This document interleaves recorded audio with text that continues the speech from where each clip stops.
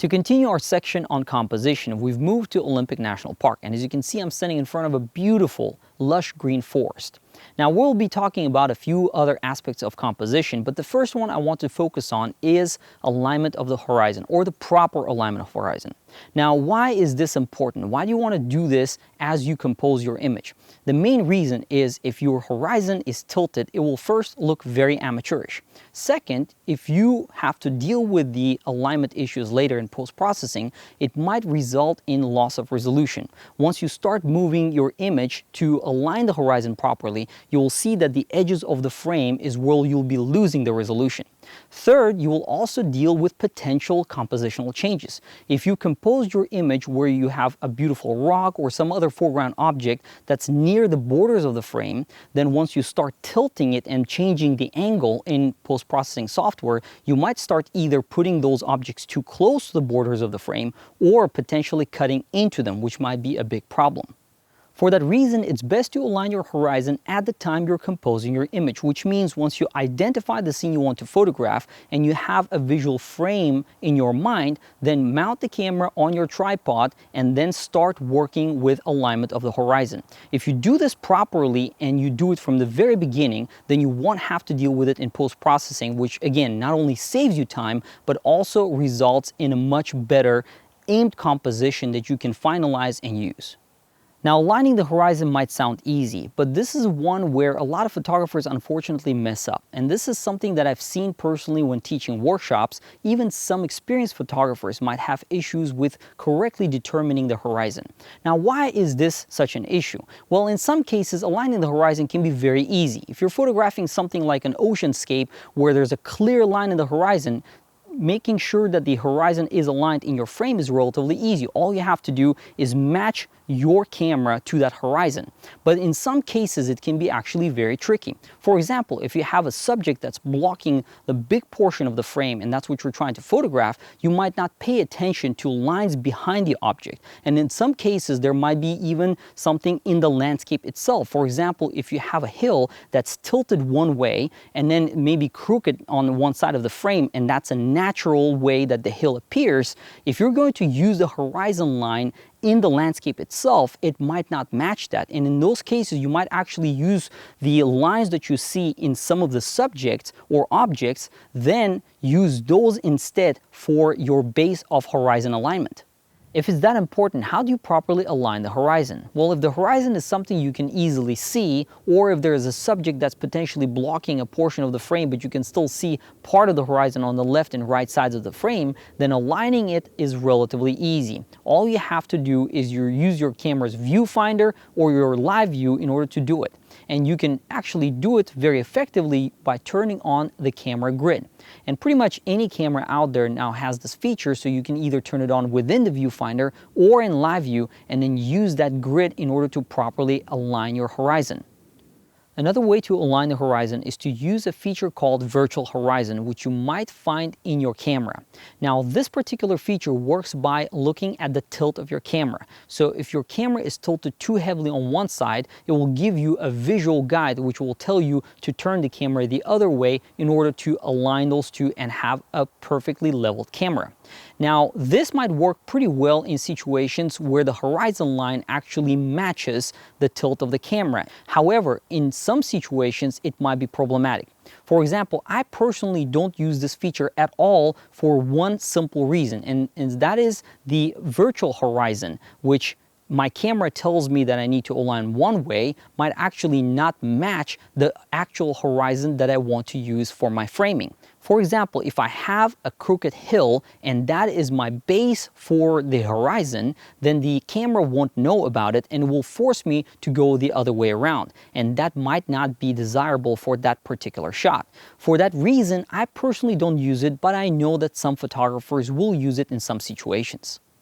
Now, I've been saying that sometimes I use either the subject or a feature of a landscape like a hill as a reference for horizon. Why is that? Well, in some situations where the horizon line is not clear, you might actually use something else in the frame as a visual guide. And this actually happens quite a bit and more often than you would think. For example, I might have a mountain which is going to be blocking most of my horizon, but that mountain might have a specific feature like a line that cuts through it that forces me to think about what my visual guide for the horizon is supposed to be.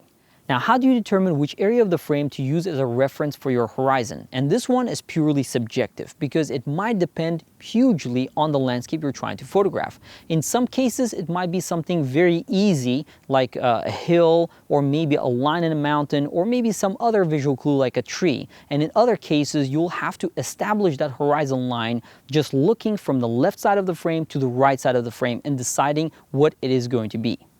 Now, it's certainly acceptable to have a slight error when you're aligning your image to the horizon because you can fix it in post-processing. However, just make sure that you're leaving a little bit of space between your subjects and the edges of the frame in case you need to go back in post-processing and fix that alignment issue. In conclusion, make sure that you properly align the horizon, whether it's something you can clearly see or you need to assume. Although it sounds like a very small thing, small part of composition, in reality, if you don't properly align your horizon, it will make your photographs look amateurish. One part of framing in composition that can be a bit confusing is focal length and how you can change perspective. Now, focal length is something that's really important because as you frame your shot, you're going to be visually creating a frame and then trying to match the focal length of your lens to that visual frame. The moment you do that, that means you're going to have to alter the focal length to be able to get closer or further away from the subject so that you can fill the frame the way that you want it. Now, a lot of photographers might find this confusing, but changing focal length is similar to cropping.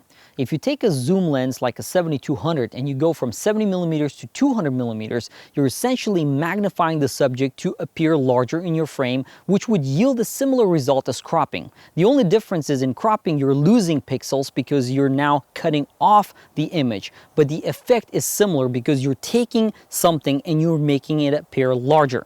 Now, the reason why this is important is because once you understand how focal length works, it might change the way you compose your images. And the key here is that focal length has absolutely no effect on perspective. And that's something you need to fully understand. Some photographers out there who shoot with prime lenses, for example, make an assumption that in order for them to change framing, all they have to do is walk with their feet. But the moment they change camera to subject distance, perspective changes. Whereas if you're shooting with a zoom lens and you're framing your subject, all you have to do is zoom in and out, and that just simply magnifies your subject. It does absolutely nothing to perspective.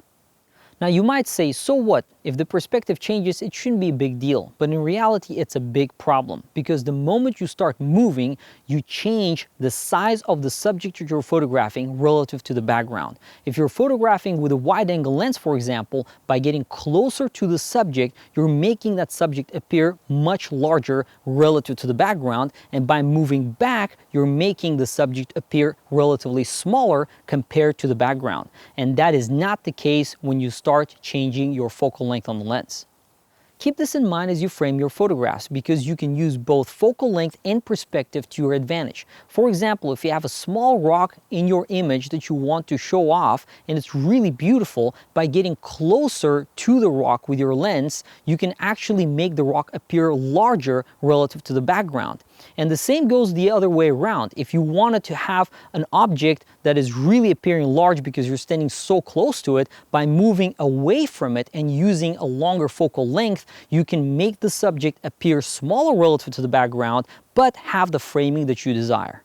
Ultimately, understanding how changing the focal length affects the way your subject is magnified and how changing camera to subject distance affects perspective is very important because once you solidify these two concepts in mind, you will be able to frame your images accordingly.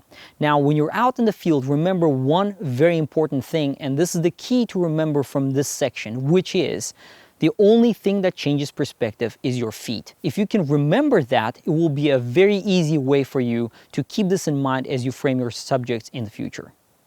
Another important consideration for framing is aspect ratio. Now, what is aspect ratio and why is it important? Well, aspect ratio is basically the ratio of the length versus height of your photograph. Some photographs can be squares, others can be horizontal or vertical, and they have different dimensions that can affect the way the image appears.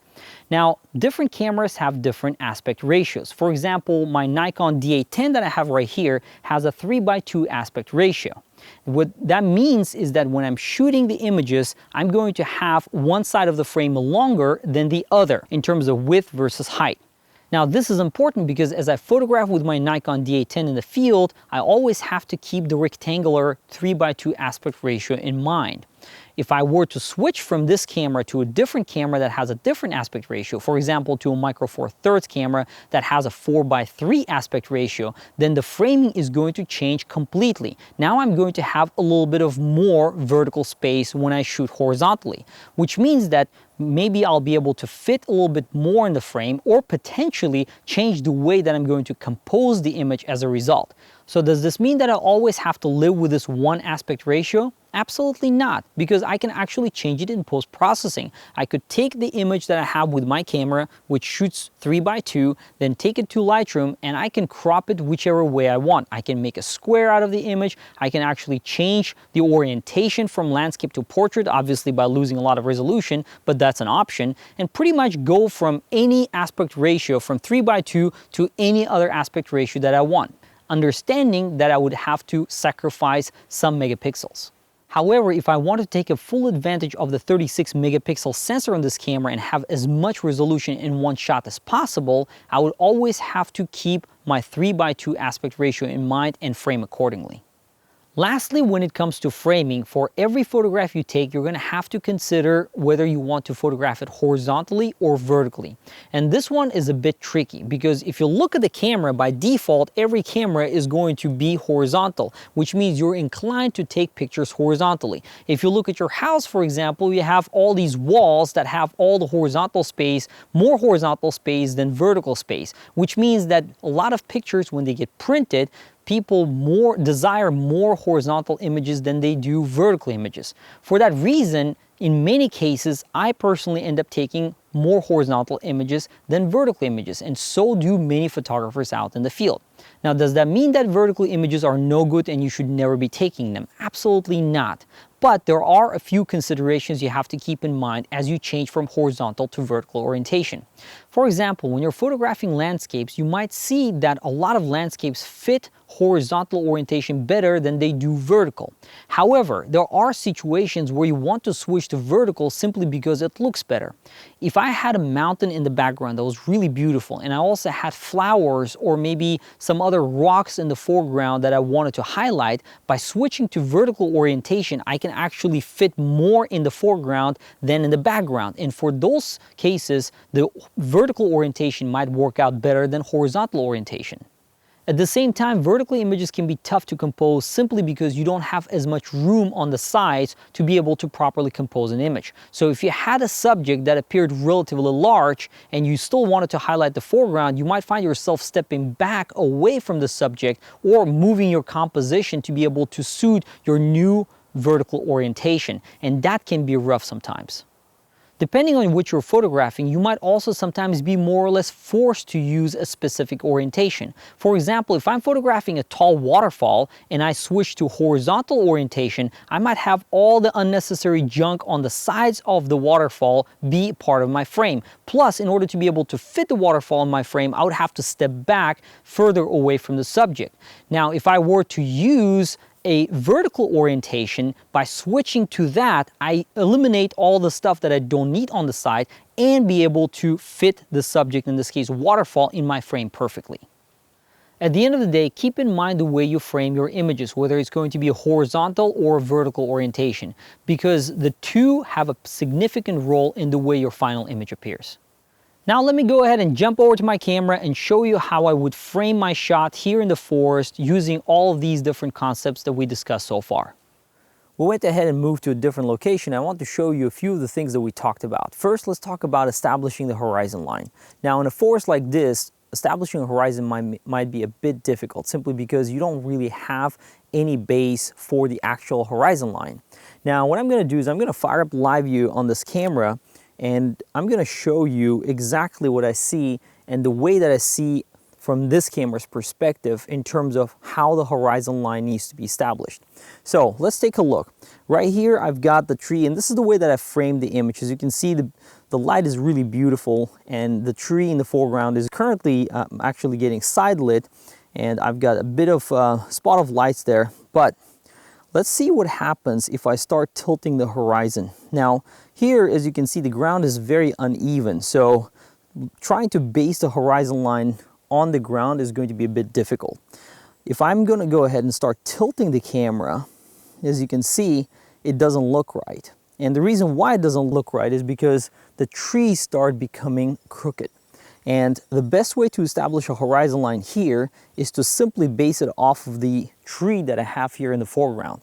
And that's what you have to do every once in a while. As you start shooting out in scenes like this, you might need to look at things like trees and bushes and other hills, perhaps in the area, and see what is going to be your base. In the current scene here, I think the best base is going to be the tree that I have in the foreground. So just looking in that tree, I'm going to look at the side edges of the frame and see how I can frame it. And in this particular case, I think this horizon line right here, or the tree trunk being the horizon line, works pretty well. Another factor to consider is focal length, and this is something that I'm going to be able to do with my 24 to 120 millimeter lens that I have mounted on this camera. Now at this point I have the lens at roughly 40 millimeters, and I zoomed in just a little bit. But there is an interesting thing that's happening here. First of all, this tree in the foreground is actually a little bit smaller than the tree in the background. From where I'm standing right now, in the frame itself, it appears actually larger simply because it's closer relative to where I'm standing.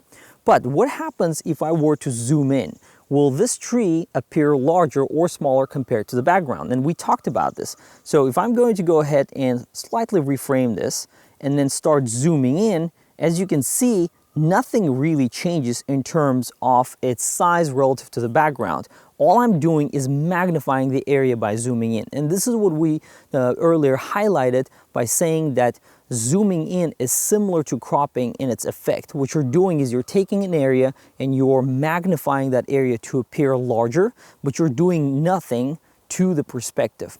Now, what would happen if I were to actually, in this case, move in closer to the tree and see how the tree appears relative to the tree that's in the background? Let's take a look at that. As you can see in live view, we can tell that the foreground tree trunk here looks so much bigger compared to the one in the background. Now this one is occupying a massive amount of space, and the other one is now looking so much smaller. And this is something that I was able to achieve simply by getting closer to the tree. Now, if I start zooming in, again, all I'm doing is just making the entire image bigger, but I'm not making any changes to the perspective of the image.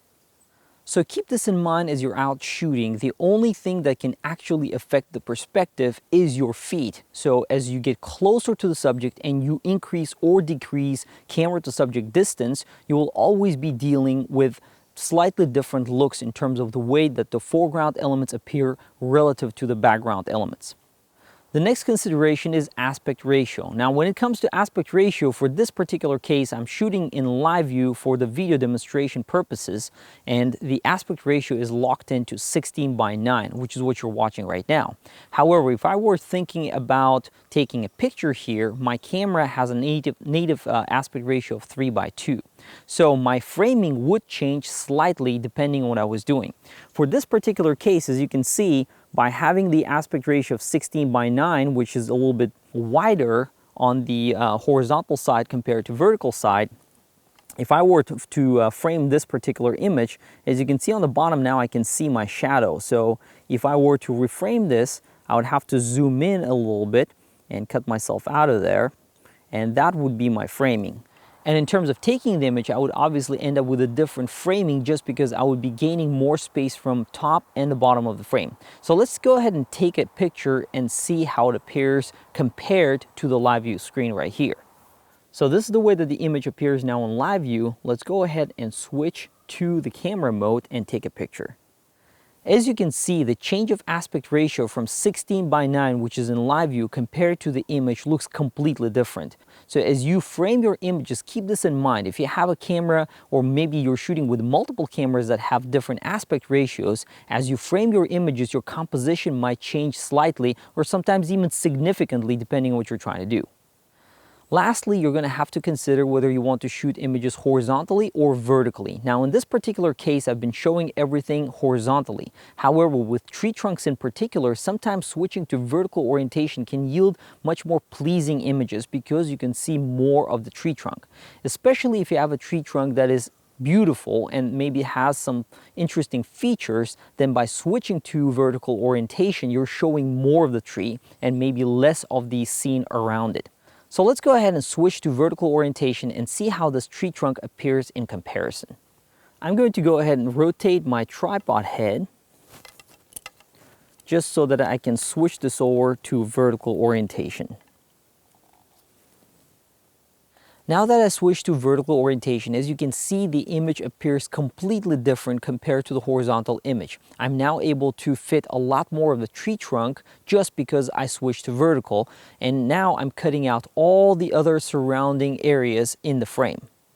So keep this in mind as you're out photographing, because in a situation like this, you might be better off switching to vertical orientation so that you can fit more of the subject that you're trying to photograph. However, it doesn't mean that it's the only composition that works for an image like this. If I were to highlight maybe a bunch of tree trunks and photograph them all at the same time with some interesting foreground subjects here, like these bushes for example, then I might want to switch to horizontal orientation and just focus on the bottom of the tree trunks.